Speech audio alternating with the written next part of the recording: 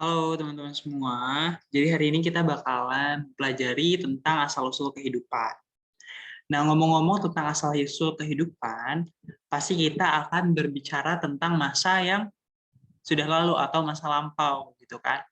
Nah, jadi asal-usul kehidupan itu bisa kita artikan sama kayak pertumbuhan sifatnya. Jadi dia akan bersifat irreversible atau tidak dapat kembali lagi, gitu.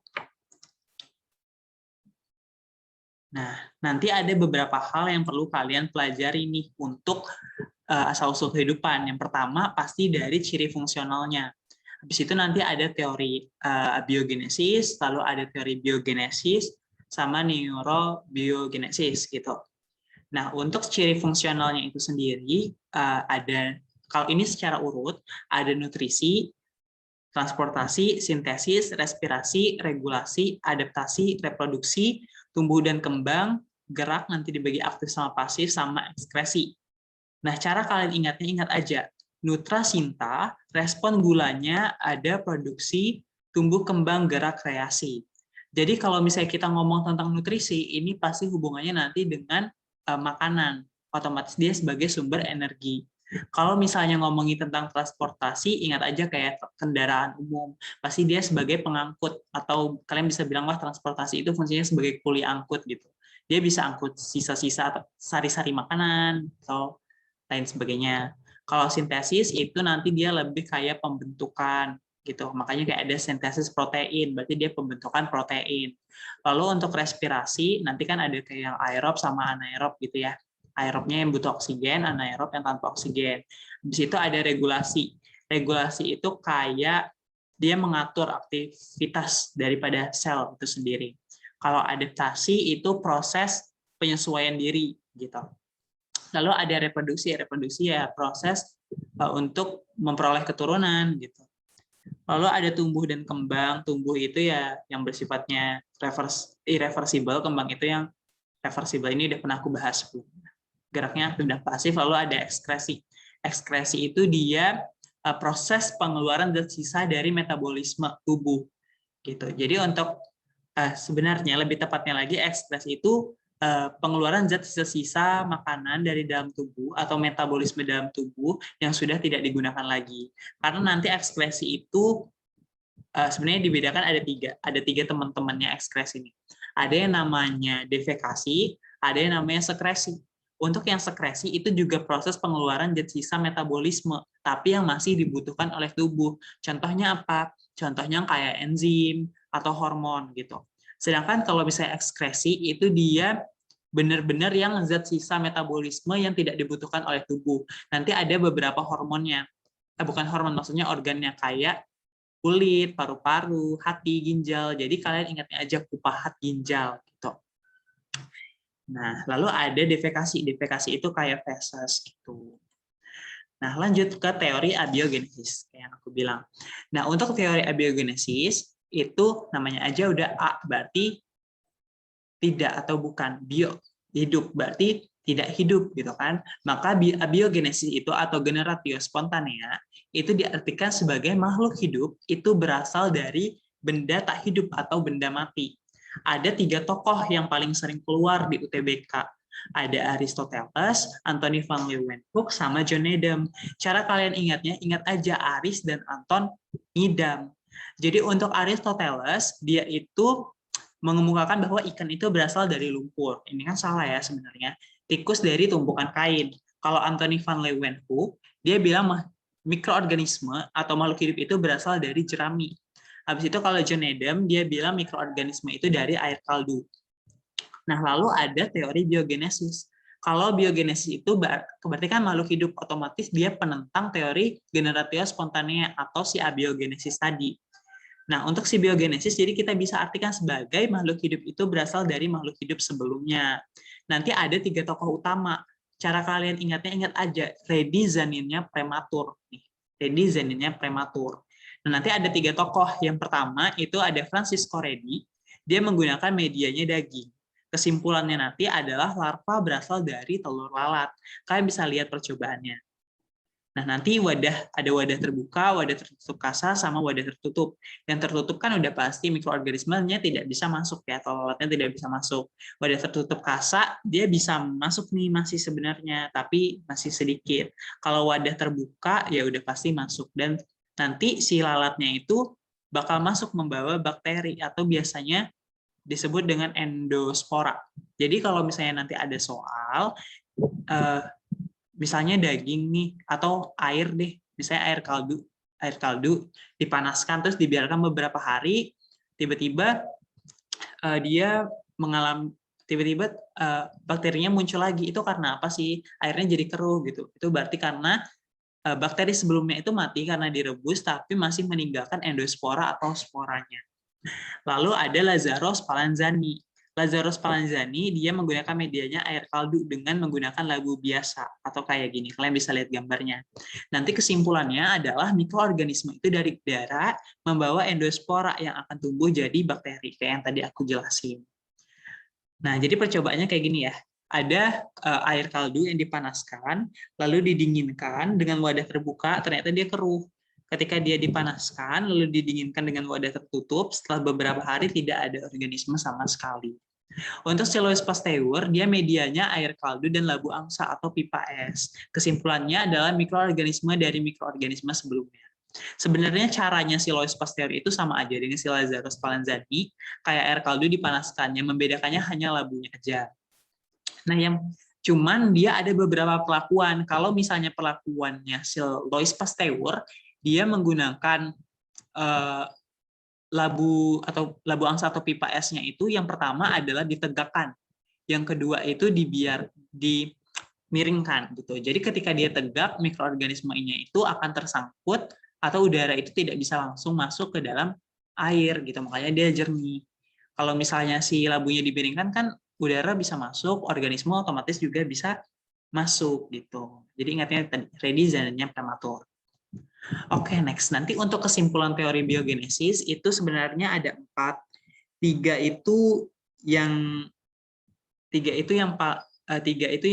pisah, yang terus satunya lagi itu yang keseluruhan gitu. Nah, yang pertama itu ada omne fufum ex ovo. Dia makhluk hidup dari telur. Lalu ada omne ovum ex vivo, dia telur dari makhluk hidup. Habis itu ada omne vivum ex vivo, itu makhluk hidup dari makhluk hidup sebelumnya. Nah, dari ketiga ini nanti disimpulkan nih, makanya didapatkan ke teori biogenesis itu mengartikan bahwa semua kehidupan itu berasal dari kehidupan sebelumnya. Nah, lalu kita masuk ke evolusi gitu. Nah, itu ada evolusi kimia sama biologi. Sebenarnya lebih enak jelasinnya dari evolusi kimianya dulu. Yang perlu kalian ingat, yang paling sering keluar itu adalah yang ini. Ini paling sering keluar. Yang harus kalian ingat adalah untuk evolusi kimia, atmosfer itu terdiri atas senyawa organik. Pastikan dia organik menjadi anorganik itu tentu. Nah, senyawa organiknya inilah yang sering ditanya tadi. Ada metana atau CH4, hidrogen H2, amoniak NH3, dan uap air atau H2O. Nah, yang paling penting dari senyawa organik di sini, yang paling penting adalah amoniak atau NH3. Kenapa? Karena amoniak ini nanti yang bisa membentuk asam amino. Gitu. Jadi tadi senyawa organiknya itu nanti dia bakalan bereaksi menggunakan energi sinar kosmik, halilintar atau lecutan listrik alami, sama cahaya matahari, sehingga dia jadi senyawa anorganik, yaitu asam amino yang dijadikan penyusun sel. Yang perlu kalian ingat, untuk sekarang percobaan evolusi kimia itu ada tokohnya ya, aku lupa jelasin. Tokohnya itu untuk evolusi kimia ada Ernest Urey dengan Stanley Miller. Nih, ada nih Stanley Miller, sama sebenarnya yang mengemukakannya itu lebih tepatnya adalah Ernest Urey.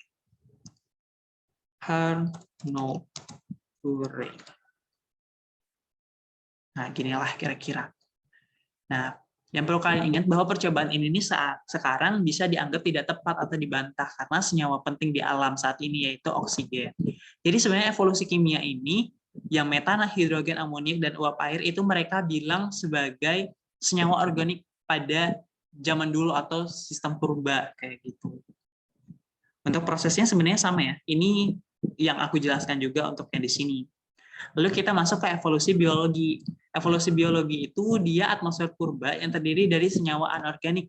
yang akan bereaksi dengan energi pembentuk senyawa organik yang akan terkumpul nanti dia yang ada di lautan gitu, atau primordial soup. Organisme pertamanya itu disebut dengan protobiont. Nanti dia punya sifat unisel atau bersel satu, heterotrof atau dia tidak dapat membuat makanannya sendiri, otomatis dia sebagai konsumen. Nanti lawan heterotrof itu kan autotrof ya, yang dia bisa buat makanan sendiri, dan anaerob atau tanpa oksigen. Oke.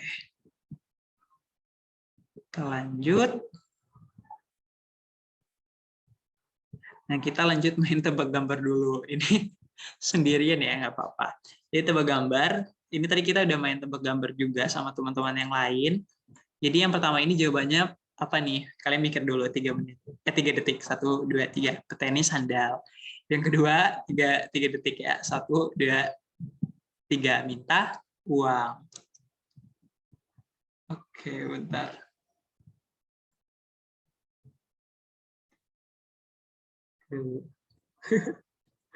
Lanjut. Lalu tebak gambar yang ketiga. 1, 2, 3. Tantangan seru. Yang keempat, 1, 2, 3. Kucing belang. Oke, kita langsung masuk aja ke soal-soal SBMPTN-nya ya. Yang pertama itu materi perbedaan antara makhluk hidup dan tak hidup. Aku enak aja. Nah, salah satu ciri khas makhluk hidup adalah melakukan ekskresi. Yang kayak aku bilang, bahwa ekskresi itu merupakan proses pengeluaran sisa-sisa metabolisme dalam tubuh. Otomatis jawabannya carilah yang mendekati pengertian itu. Pasti jawabannya yang E. Kalau misalnya mau lebih tepat, dia pengertiannya itu adalah mengeluarkan sisa-sisa metabolisme dari dalam tubuh yang sudah tidak dipakai. Contohnya tadi organ-organnya yang kupahat ginjal, ada kulit mengeluarkan keringat, habis itu ada paru-paru yang mengeluarkan gas karbon dioksida, ada hati mengeluarkan empedu, sama ada ginjal mengeluarkan urin, gitu kan? Lanjut 2. Adaptasi adalah contoh kegiatan makhluk hidup dalam melakukan adaptasi. Itu kan respon tubuh dalam menyesuaikan diri, gitu. Maka lihat aja jawabannya, udah pasti yang C, respon terhadap rangsangan. Lanjut ya nomor 3. Konsep hidup mempunyai ciri-ciri tertentu dalam seluruh masa hidupnya makhluk hidup, selalu titik-titik berusaha melakukan adaptasi. Itu pasti ini lebih ke ciri fungsional yang tadi. Bereaksi terhadap stimulus ini juga benar, melakukan proses metabolisme benar, 1 benar, 3 pasti benar kan, tumbuh dan berkembang juga benar. Maka ini jawabannya adalah yang Egel. Oke, lanjut. Untuk memperoleh energi, makhluk hidup itu perlu makan. Ya benar. Sisa makanan yang sudah tidak berguna diekspresikan. Urutan peristiwa yang terjadi adalah, yang perlu kalian ingat, ini tadi ada cara mudahnya yang nutrasari itulah.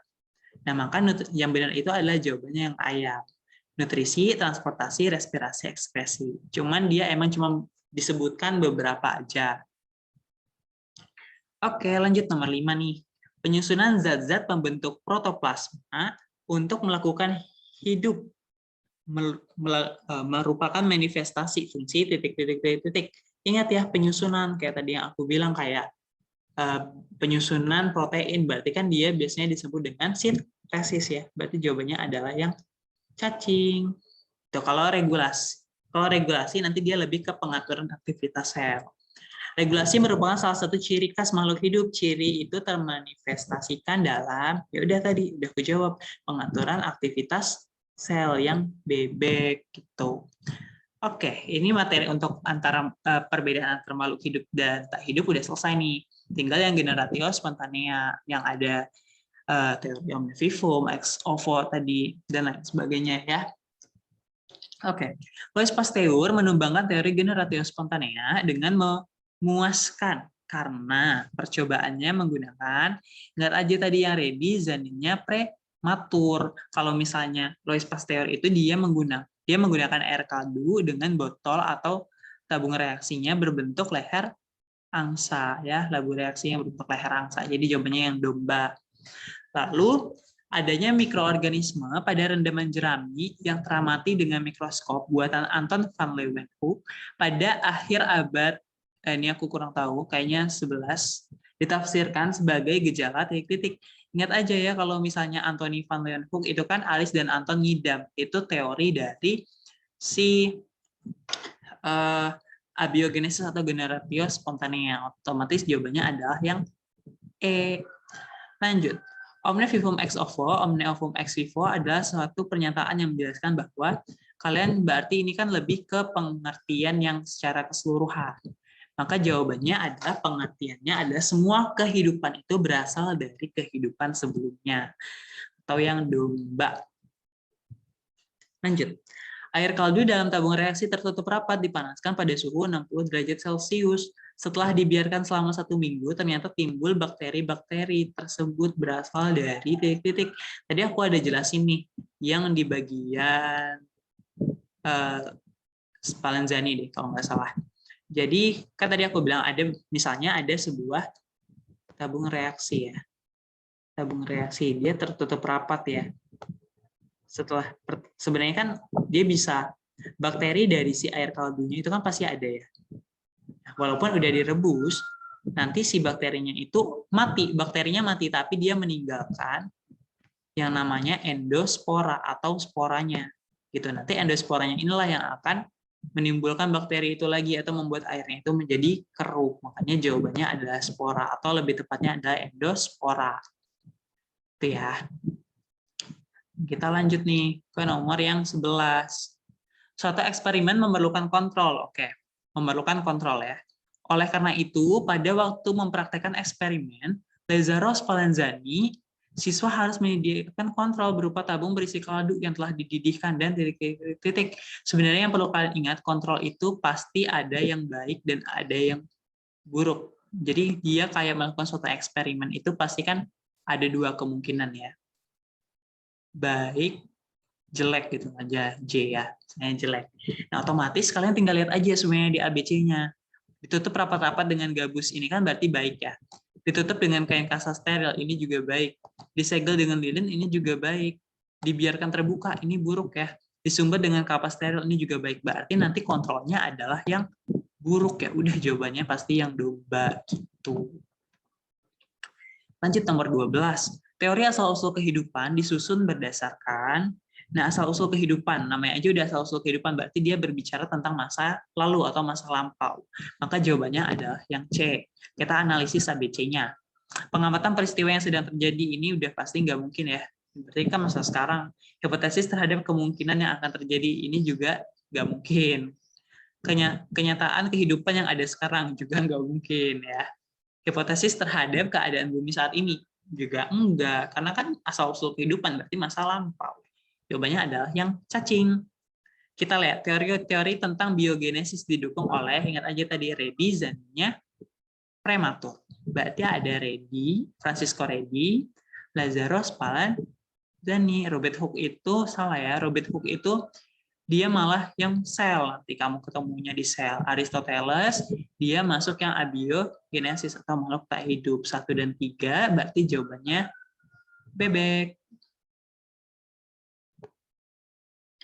Lanjut nomor 14. Untuk membantah teori generatio spontanea dari Aristoteles, Louis Pasteur menggunakan pipa berleher angsa yang bertujuan agar nih ya, untuk membantah teori generatio spontanea dari Aristoteles. Jadi Louis Pasteur itu melakukan tadi benar menggunakan air kaldu ya berleher angsa. Tujuannya adalah yang pertama tidak ada mikroorganisme di dalam pipa. Iya pasti dia tujuannya kayak gitu. Karena leher angsa itu kan dia bisa menghambat atau bisa membuat organisme itu tersangkut ke dalam lehernya. Makanya dia bentuknya kayak gini kan. Kalau digambar kayak ginilah kira-kira bentuknya. Ini ada air kaldunya. Jadi mikroorganismenya agak susah untuk masuk. Gitu. Mikroorganisme terperangkap dalam pipa. Iya benar. Mikroorganismenya terperangkap.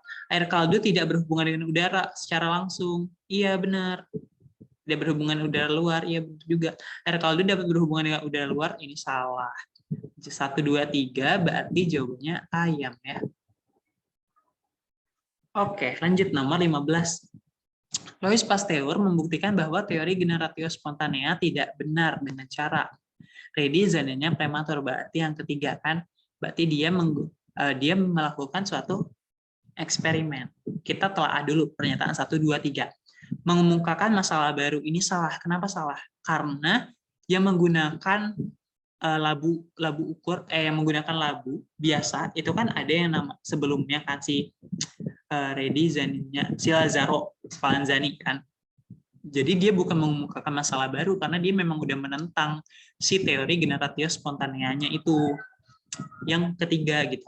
Merumuskan hipotesis baru juga enggak karena dia udah pakai punyanya si Lazzani tadi, Spallanzani. Menyusun teori baru juga enggak karena dia cuman menguatkan teori si biogenesis gitu. Hanya jawabannya 4 saja benar, berarti pilihannya domba. Oke, lanjut nomor 16. Untuk membuktikan adanya biogenesis, diadakan penelitian dengan menggunakan air kaldu oleh titik-titik. Yang menggunakan air kaldu itu kan pasti yang biogenesis. Cuman pertama kan ada Reddy janinnya prematur. Cuman si Reddy itu dia pakai yang namanya daging. Maka jawabannya tinggal janinnya prematur. Berarti si Alois Pasteur sama Spallanzani. Jawabannya C. Kalau oparin itu kita temuinnya nanti dia di yang neuroevolusi, dia yang biologi. Kalau Miller itu dia yang di kimia. Ini di kimia, ini di biologi. Gitu ya.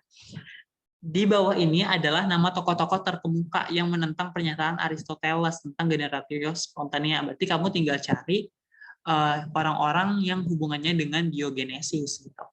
Berarti kan yang Reddy janinnya prematur. Reddy janinnya prematur. Anthony van Leeuwenhoek itu kan berarti masuk yang si ini ya abiogenesis. Aris dan Anton ngidam sama John Needham. Berarti ini pilihannya nanti yang A ya. Lihat lagi, percobaan Spallanzani dan percobaan Pasteur mempunyai persamaan, yaitu nah kalau misalnya Spallanzani sama Pasteur itu kan dia menggunakan kaldu yang sama ya, berarti satu benar. Menggunakan tabung yang sama enggak. Kalau misalnya si Spallanzani dia pakai labu biasa, sedangkan si Pasteur dia pakai pipa es atau angsa gitu. Berarti dua salah kan 4 sebenarnya udah salah ya. 4 salah. Bertujuan membuktikan iya pasti 1 benar 3 benar ya. Udah jawabannya pasti BB. Kita lihat 19. Francisco Reddy adalah pendukung teori abiogenesis yang dikemukakan Aristoteles. Reddy janinnya prematur, nggak ada tuh the queen yang Aristoteles kan, berarti salah. Karena Aristoteles itu abiogenesis, sedangkan si Reddy itu biogenesis. Percobaan Francisco Reddy membuktikan bahwa makhluk hidup berasal dari daging. Ini juga salah ya, karena kan Reddy memang dia menggunakan media daging, tapi bukan membuktikan bahwa makhluk hidup itu berasal dari daging. Tapi dia malah bilangnya dari mikroorganisme sebelumnya. Itu lalat ya, kalau tadi yang aku jelasin sebelumnya. Lanjut, 20 salah-salah berarti error. Oke, lanjut. Kaldu mendidih dalam labu terbuka setelah didinginkan pada ruangan. Terbuka selama 7 hari, kaldu akan tetap jernih. Ini juga sebenarnya salah, sama kayak yang di sini nih. Tuh, dibahas ini karena dia punya endospora tadi. Makanya ini salah. Di dalam kaldu yang mendidih, bakteri akan mengalami kematian. Ini benar. Ketika mendidih, itu memang bakteri mati. Tapi untuk si endosporanya itu nggak mati. Jadi ini benar. Bakterinya akan mati. Tapi endosporanya tetap masih ada. Jadi jawabannya domba ya. Lanjut. Lazzaro Spallanzani adalah ilmuwan pendukung teori abiogenesis yang dikemukakan Aristoteles. Jadi janinnya prematur. Apakah dia pendukung? Enggak ya, malah seharusnya dia penentang. Berarti salah. Percobaan Lazzaro Spallanzani membuktikan bahwa makhluk hidup berasal dari benda tak hidup. Jadi janinnya prematur. Lazzaro kan dia malah si biogenesis kan. Berarti ini juga salah. Ya udah error jawabannya. Error. Oke, jadi untuk teori yang apa ya tadi ini materinya? Generatio spontanea udah kelar, tinggal asal-usul kehidupan. Asal-usul kehidupan. Dengan peralatan Stanley Miller berhasil menghasilkan gas-gas yang menghasilkan asam amino sebagai sumber karbon. Dipergunakan, kalian ingat ya, kalau misal apa sih namanya? Menghasilkan asam amino sebagai sumber karbon dipergunakan gas. Jadi kalian cari aja yang termasuk gas di sini, kan ada pasti metana ya, berarti jawabannya adalah yang C atau CH4 gitu ya, metana. Oh, ini kan amoniak ya, CH3 ini amoniak. Nanti amoniak ini yang paling dibutuhkan untuk membentuk yang namanya itu tadi asam amino. Lanjut. Stanley Miller menggunakan campuran gas metana, hidrogen, amonia, dan air. Oke, kalian lihat ya. Kalau Stanley Miller itu kan kimia. Kalau kimia itu pasti hubungannya dengan pembentukan yang namanya asam amino. Dia membuktikan yang namanya asam amino. Asam amino. Jadi kalian tinggal cari aja di ABC yang ada asam aminonya. Kebenaran teori abiogenesis? Nope. Asal mula kehidupan di bumi? Nope. Bahwa makhluk hidup pertama terbentuk di udara juga bukan ya. Oke, kita lihat lagi yang selanjutnya. Bahwa asam amino, ini seharusnya yang D ya jawabannya. Bahwa energi diperlukan untuk membentuk makhluk hidup juga salah. Jadi jawabannya yang benar adalah yang domba sebenarnya. Oke, lanjut aja nomor 24. Konsep yang dikemukakan oleh Arnold Urey menyatakan bahwa kehidupan berasal dari, nah yang tadi aku bilang Arnold Urey itu pasti dia dari gas-gas atmosfer purba. Jadi jawabannya adalah yang domba atau masa lampau gitu ya. Percobaan Stanley Miller tidak akan menghasilkan asam amino bila ke dalam bejana yang digunakannya tidak dimasukkan amoniak. Karena kenapa? Yang tadi aku bilang amoniak itu dia menghasilkan asam amino tadi ini. Asam amino. Orang yang mengemukakan teori bahwa zat hidup yang pertama terjadi berasal dari reaksi kimia adalah antara metana, amoniak, hidrogen, dan uap air adalah, kan kalian udah tahu ya ini masuk ke reaksi kimia tadi kan. Pasti Louis Pasteur, Lazaro, sama Redi udah nggak mungkin. Berarti tinggal Arnold Urey sama Stanley Miller. Yang perlu kalian ketahui, fun fact aja kalau misalnya Arnold Urey itu merupakan seorang dosen dari Stanley Miller. Jadi yang mengemukakan pendapat itu sebenarnya adalah Arnold Urey. Sedangkan Stanley Miller itu yang melakukan percobaan. Gitu. Maka jawabannya adalah yang ayam. Menurut teori Urey, terbentuknya zat hidup dari unsur-unsur C, H, N, dan O dalam atmosfer terjadi oleh pengaruh, ini tadi udah ada juga aku jelasin di PPT. Ada radiasi sinar kosmik, energi matahari, sama lecutan listrik alami. Jadi jawabannya adalah ayam. Ini reaksi kimia itu malah sebenarnya teorinya, nama teorinya teori kimia. Lanjut 28. Eksperimen Stanley Miller dan teori Urey belum dapat menjelaskan apa hidup itu, dia juga ini belum ya. Unsur-unsur pembentuk kehidupan benar ya. Yang tadi itu sih gas-gas purba tuh substansi dasar kehidupan juga ada. Asal-usul kehidupan itu nggak ada. Maka jawabannya adalah 1 dan 3. Jadi jawabannya B. Lanjut, zat hidup yang mula-mula terbentuk menurut Arnold Urey tersusun dari yang ini kan terpotong ya. Yang penting kalian tahu ada metana, ada hidrogen, ada uap air, ada amonia. Yang kalian tahu ada itu aja. 30. Penelitian tentang asal-usul kehidupan telah dilakukan melalui berbagai percobaan yang sealiran dengan teori kosmozoan. Ini sebenarnya kosmozoan itu lebih ke ini ya. Teorinya si Miller. Nanti dia masuk ke teori kimia gitu. 31. Percobaan Stanley Miller berhasil melahirkan teori biogenesis, ini kurang ya. Membuat model percobaan untuk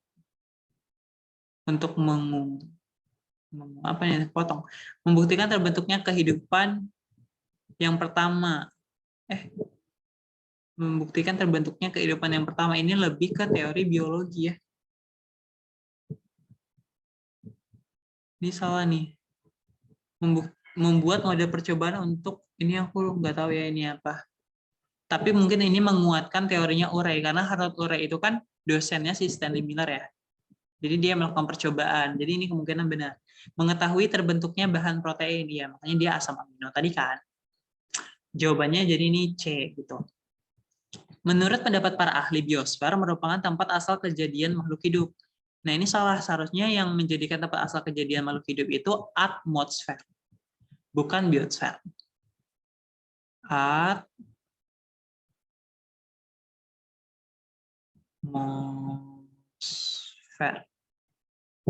Oke.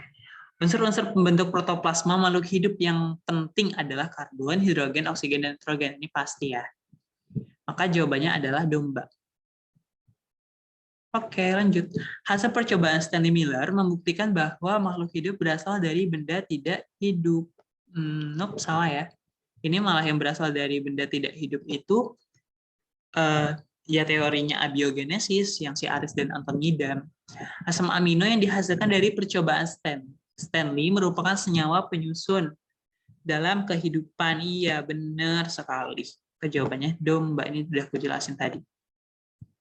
Berdasarkan teori Oparin itu biologi. Tadi sebelumnya di PPT aku lupa jelasin ya, tapi ini teori biologi. Dia menjelaskan bahwa makhluk hidup pertama itu sifatnya unisel, heterotrof, terus anaerob. Organisme fotosintesis merupakan organisme yang pertama kali muncul. Ini fotosintetik ya maksudnya. Bumi salah ya, seharusnya yang heterotrof, bukan yang fotosintetik. Ini kalau misalnya fotosintetik, dia berhubungannya sama autotrof yang bisa membuat makanan sendiri gitu. Organisme fotosintetik secara tidak langsung melindungi kehidupan di bumi dari sengatan sinar ultraviolet. Benar. Karena organisme fotosintetik itu dia menghasilkan yang namanya gas oksigen. Gas oksigen itu fungsinya untuk melindungi kehidupan dari sengatan sinar ultraviolet. Nah, percobaan Stanley Miller membuktikan bahwa unsur yang paling banyak dibutuhkan makhluk hidup adalah O2. Nggak ada ya. Bahkan Stanley Miller itu nggak pakai O2. Makhluk hidup di bumi pertama kali muncul dari dasar laut. Ini teori biologinya Oparin. Senyawa terbanyak di dalam tubuh makhluk hidup adalah air. Ini juga biologi. Asam amino dapat dibentuk di luar tubuh makhluk hidup. Iya, benar. Dek, pokoknya ingat aja. Kalau Stanley Miller sama Arnold Urey itu pasti dia amino-amino gitu. Ya udah, jawabannya adalah dong, Mbak. Sudah kelar nih. Oke, jadi udah kelar. Semoga ilmunya bermanfaat buat kalian dan kalian bisa lolos di pertanyaan impian kalian.